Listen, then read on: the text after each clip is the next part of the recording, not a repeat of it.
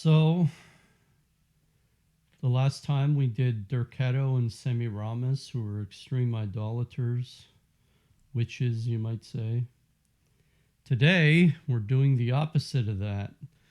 The Godman priest, Melchizedek. Start of reading. I have often seen Melchizedek, but never as a human being. I have always seen him as a being of another nature, as an angel, as one sent by God.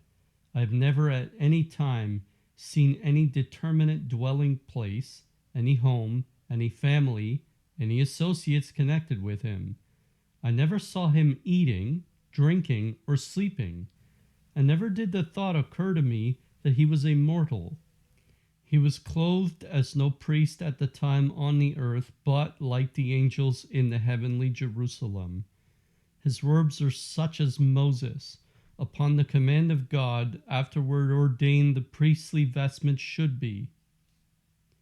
I have seen Melchizedek appearing here and there, interposing and legislating the affairs of the nations, as for instance, at the celebration of victories after war, at that time waged with such cruelty. Wherever he appeared, wherever he was, he exercised an irresistible influence by his mere presence. No one opposed him, and yet he never resorted to harsh measures. Even the idolaters cheerfully accepted his decisions and acted upon his advice. He had no companion of his own nature. He was entirely alone. Sometimes he had two hired couriers. They were clothed in short white garments, and they ran on before him to announce his coming. He dismissed them when their mission was over. All that he needed, he had without trouble of acquiring. They from whom he received anything could always spare what they gave. They bestowed it upon him with joy. They regarded him with reverential fear, but esteemed themselves happy to be in his company. Although the wicked found fault with him, yet they humbled themselves in his presence. Melchizedek, that being of a higher order, was regarded by the great ones of the pagan world, those sensuous, godless men, in such the same light that an extraordinarily holy man would be looked upon at the present day, if he suddenly appeared amongst us as a stranger, doing good to all around. Thus I saw Melchizedek at the court of Semiramis in Babylon, where she reigned with indescribable grandeur and magnificence. She caused immense buildings to be erected by her slaves, whom she oppressed far more severely than did Pharaoh the children of Jacob in Egypt. The most horrible idolatry was practiced among the Babylonians. Human victims were buried up to the neck in the earth and thus offered in sacrifice. It is hardly credible to what a degree all kinds of luxury, magnificence, opulence, and the arts were carried. Semiramis also waged great wars. Her armies were composed of countless warriors. But these wars were almost always against nations off toward the east. She went not much westward. The nations toward the north were dark and sinister-looking people. As time went on, there arose in the kingdom of Semiramis a numerous people of the Semitic race. After the building of the tower, their ancestors had remained in Babylon. They lived as a little pastoral tribe under tents, raised cattle, and celebrated their religious ceremonies by night, either in an open tent or under the starry sky. Many blessings attended them. They were prosperous in all things, and their cattle were always remarkably fine. Semiramis, the diabolical woman, resolved to exterminate this tribe, and she had already destroyed a great many belonging to it. She knew from the blessing attending them that God had merciful designs over them. Therefore would she, as an instrument of the devil, oppress them. When the distress of these people was at its height, Melchizedek appeared. he went to Semiramis, demanded permission for them to depart, and rebuked her for her cruelty. Semiramis yielded to his desires, and he led them in different bands towards Palestine, or Canaan. Melchizedek dwelt in a tent near Babylon, and here he broke that bread to the good people from which they received strength to depart. He pointed out to them here and there in Canaan places suitable for settlements, and they received from him lands of various quality. He divided them off according to their purity, in order that they should not mix with others. Their names sounded like Samanen or Semanen. Melchizedek pointed out to some of them as suitable for a settlement the region which was afterward the site of the Dead Sea, but their city was destroyed with Sodom and Gomorrah. Semiramis received Melchizedek with great reverence. She secretly dreaded him on account of his wisdom. He appeared before her as the king of the morning star, that is, of the most distant eastern land. She fancied that he might perhaps woo her for his bride. But he spoke to her sternly, reproached her for her cruelty, and foretold to her the destruction of her pyramid at Memphis.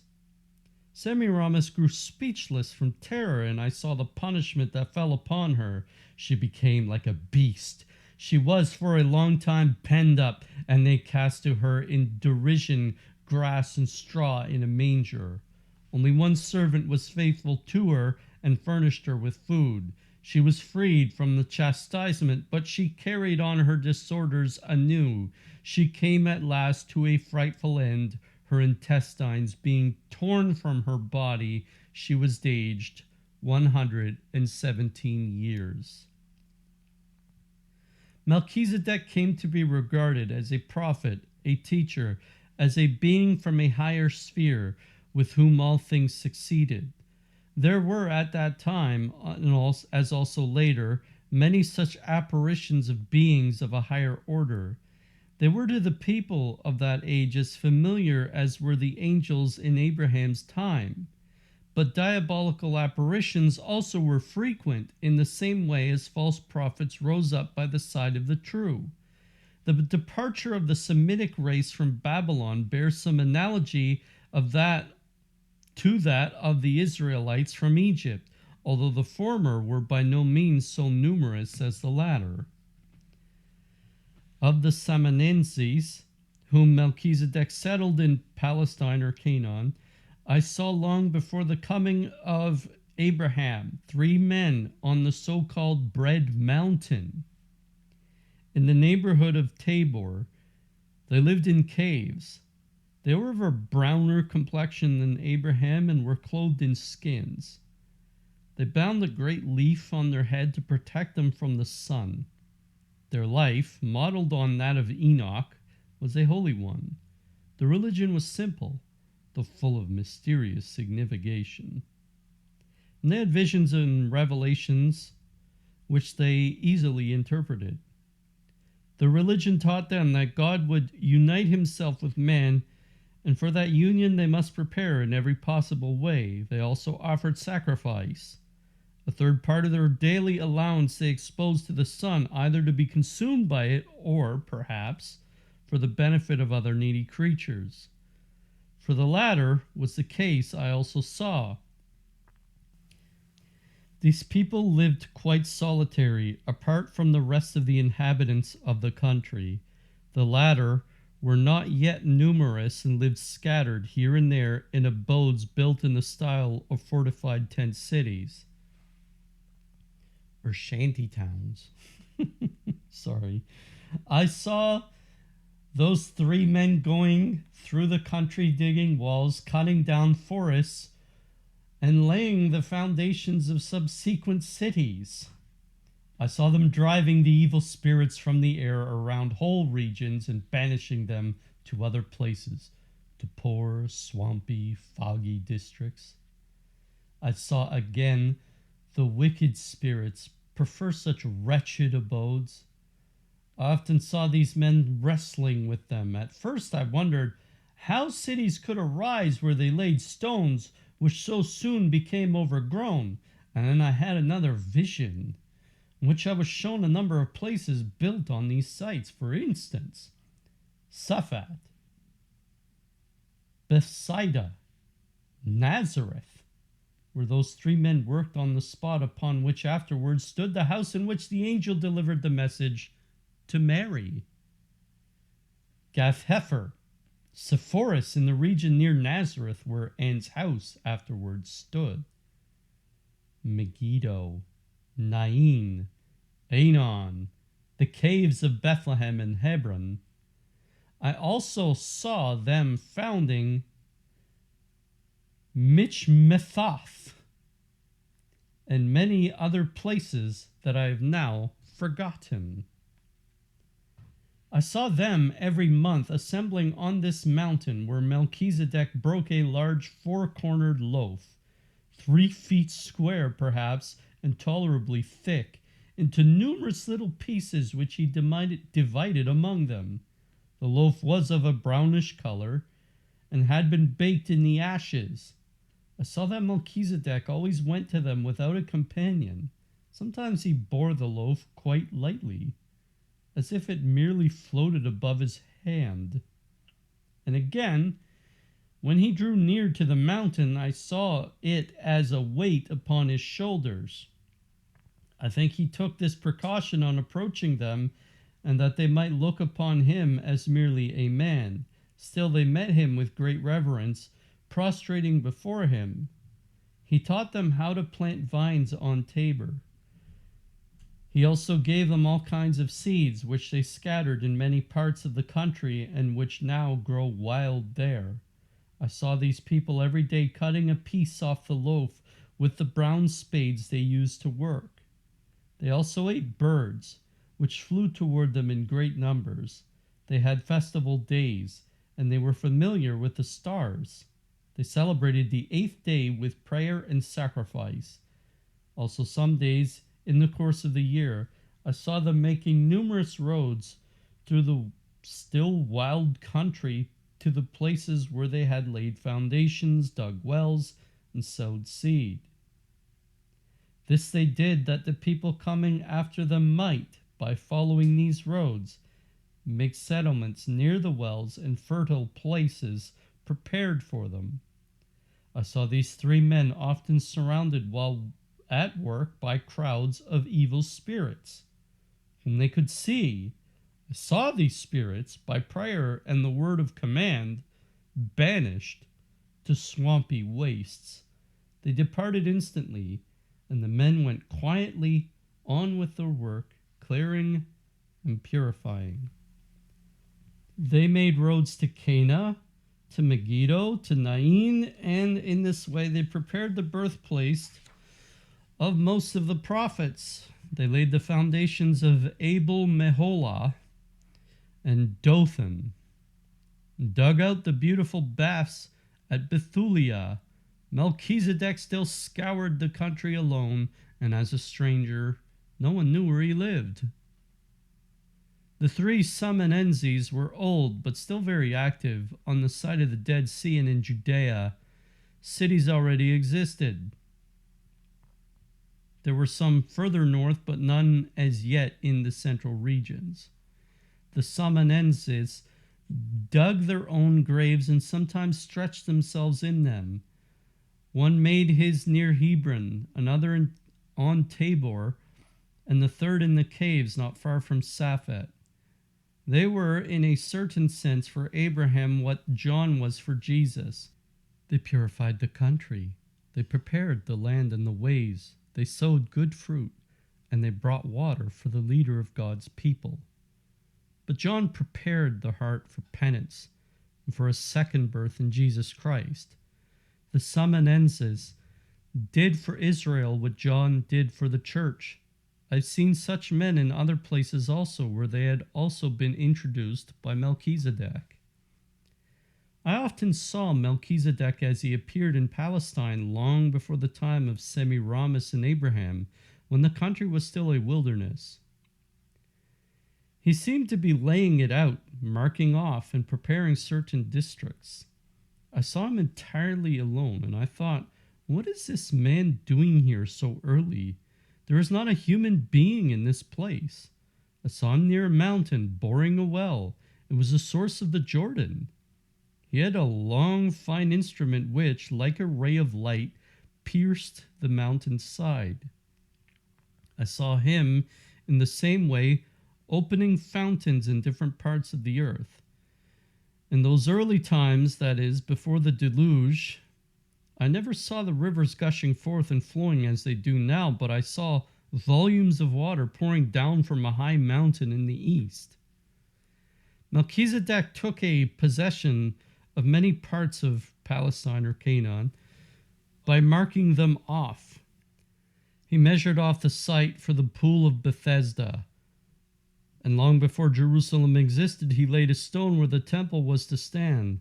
I saw him planting in the bed of the Jordan the 12 precious stones from which the priests stood with the Ark of the Covenant at the departure of the children of Israel. He planted them like seeds, and they increased in size.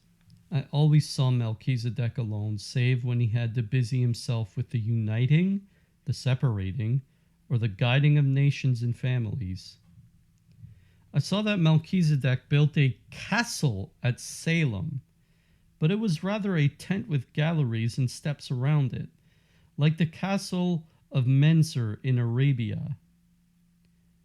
Menzer, we'll later learn, is one of the three wise men, or the three magi. The foundation alone was solid, for it was of stone. I think the four corners where the principal posts stood were still to be seen even in John's time. It had only a very strong foundation of stone, which looked like a fortification overrun with verdure. John had there his little hut of rushes. That tent castle was a resort for strangers and travelers, a kind of safe and convenient inn near the pleasant waters. Perhaps Melchizedek, whom I have always seen as a guide and counselor of the still unsettled races and nations, kept this castle as a place in which to harbor and instruct them. But even at that time it bore some reference to baptism. This was Melchizedek's central point.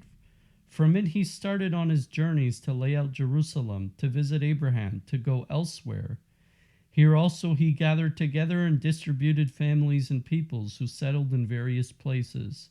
All this took place previously to the offering of bread and wine, which, I think, was made in a valley south of Jerusalem.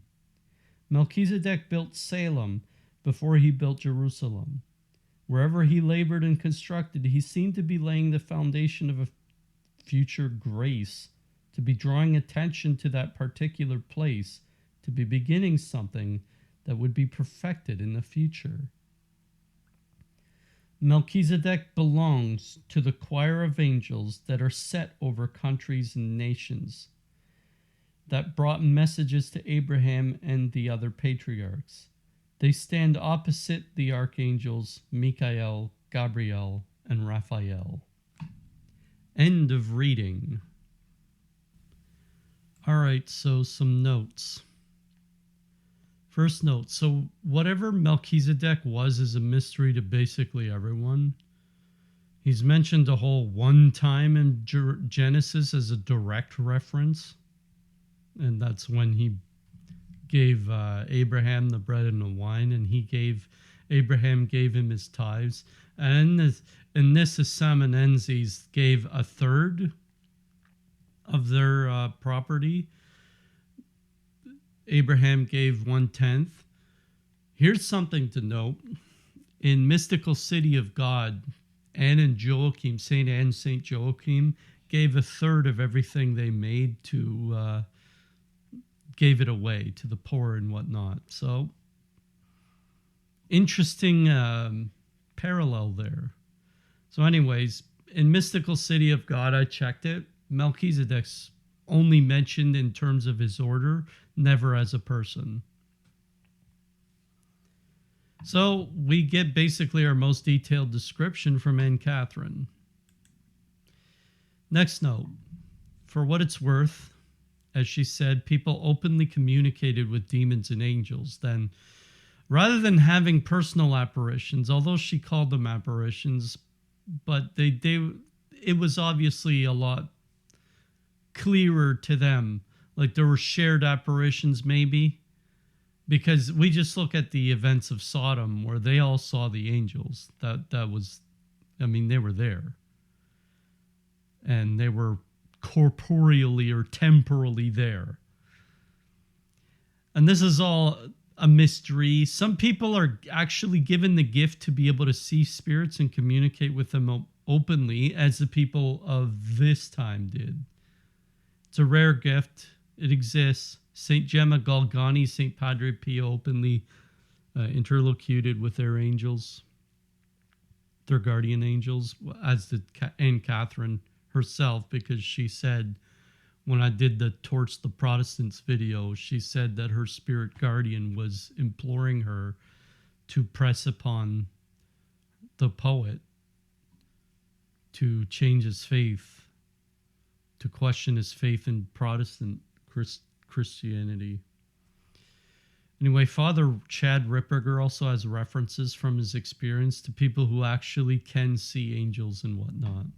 And there's some people who see middle plateau stuff like pixies and what. I don't know how true that is, but we'll leave it at that. Next, note. Now, obviously, we see Melchizedek in Semiramis' court. And she's given off major vibes of Nebuchadnezzar.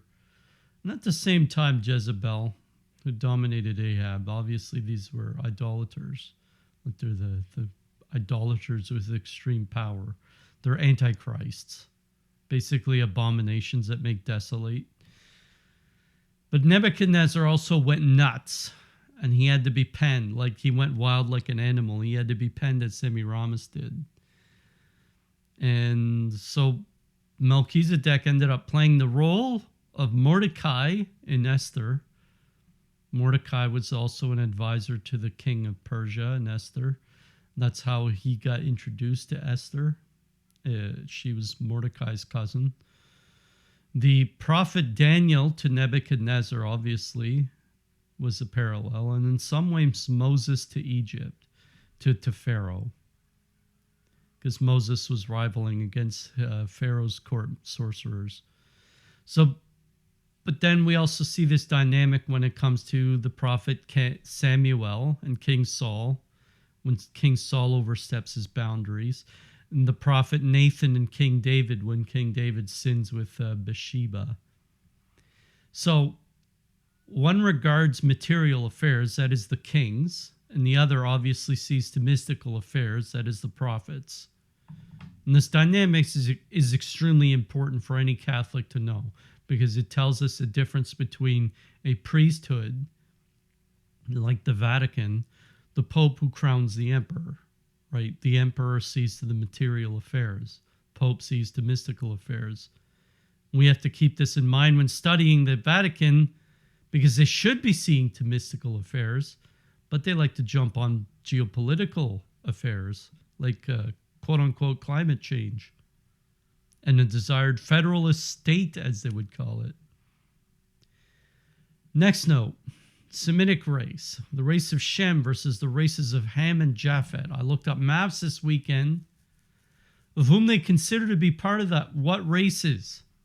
Some people had Shem as like also the races of India and China. And some people say, oh no, those are races of Japheth. People are confused on the subject as I am. We often hear the words anti-Semitic, which basically now best translates to cult Marxist speak for you do your own thing, we do ours, and your criticism of our behavior is to be socially reviled and compared with genocide. But who are the real Semitic races? We don't know. Most people agree that Ham went into Africa, but then they lump Japhet as what? All the Asians as well as the Europeans? And the Semites are just a little tiny fragment in the middle? We don't know. But keep this in mind. There's two other things I wanted to stem from this. One, breeding habits. Breeding habits of lesser civilized races is uncontrolled and produces far less qualified individuals for the most part. Meaning it'll range, but most of them will be low intelligence, low IQ. Although they'll still have their geniuses. A genius can be born anywhere, from the depths of the Congo, depths of India, to Europe. They're just more likely to appear in one place than the other. So as in lesser intellect, lesser capacity in general. God remarks on this in Leviticus, and I will quote this time and time again, when he says in Leviticus not to take on degeneration, or you will get vomited out as inhabitants. People will give birth to children that are formed from first cousin scenarios, less than 7 degrees of separation, and they end up stunted. And they end up stunting the species because they're not supposed to be bred that way. So, and Leviticus 18 is a lot about incest. So, anyways, it's the result of an extremely degenerate society. And we're dealing with an extremely degenerate society in our times. But people who breed this way, they're always going to be way more numerous. And they'll always be uncouth. As in, they don't respect personal hygiene and whatnot. And they'll always have a wicked temper.